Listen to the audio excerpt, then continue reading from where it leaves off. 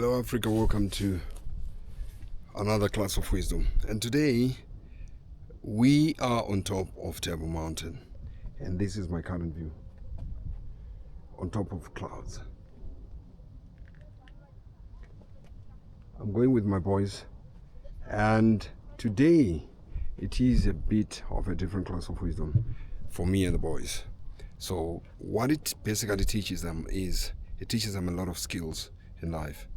The first one is endurance, the ability to endure pain, because going up the mountain it took us 67 minutes, which is quite a record breaking for them, because the old one is 10 years and the young ones, the twin boys, are 8 years old, and it took them 67 minutes, which is quite a great record for me, because some people, adults, are not able to do that. But anyway, these are young kids.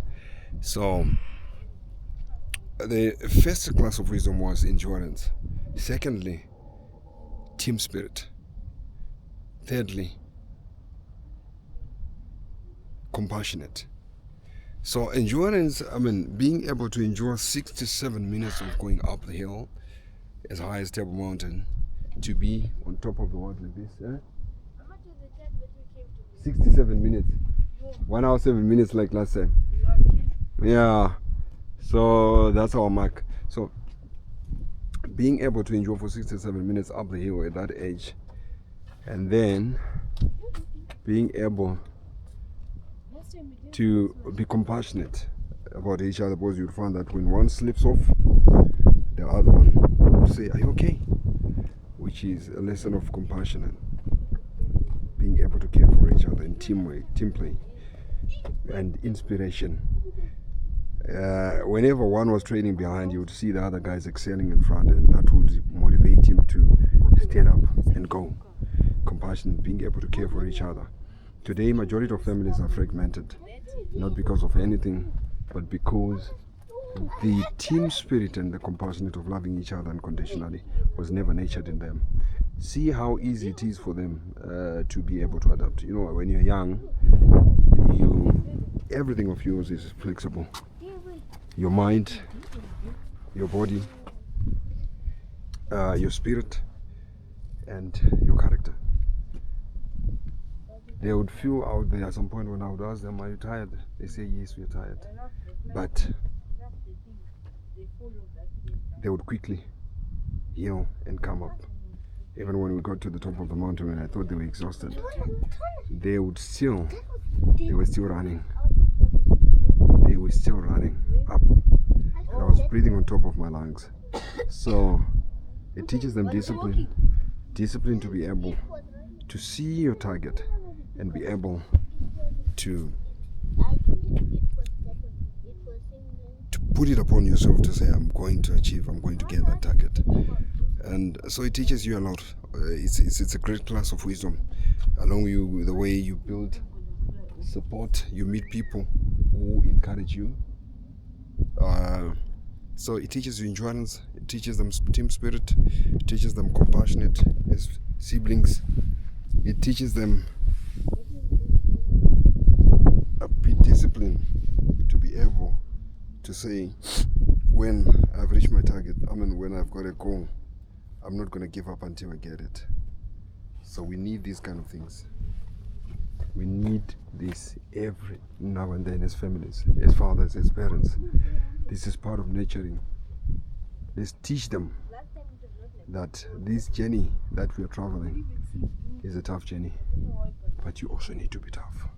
The ability to solve your problems is informed by endurance. There is the cable car coming up.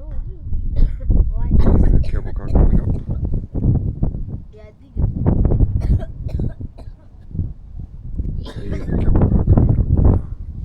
There it is. There is the cable car, you see? There is the cable car coming up.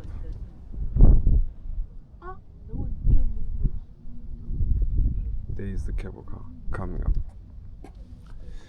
So, and that's the Lion's Head right there. You can only see the tip of the mountain. Look how beautiful is Cape Town under the clouds. So today was quite an epic class of wisdom. It taught us emotional endurance. It taught us mental endurance. It taught the teamwork, supporting each other, being compassionate about each other, and discipline to be able to see your goal and say, I'm going to get there. Because along the way we had some stops where they would feel tired, but they'd quickly adjust. So it tells you about the importance of nurturing kids at an early age. Nurture them to be able, because they have emotions, mental capacity, physical capacity is still very flexible and easy to adjust. So this is the time to nurture them. Let's keep on imparting wisdom on them through the natural way. So where we are, it's called what? Tavern of the Seas. What's the background? It says, while the bay shelters ships from the heavy southerly swell of the southern Atlantic, it has not always been able to protect them from howling northwesterly gales that sweep the peninsula in the winter months.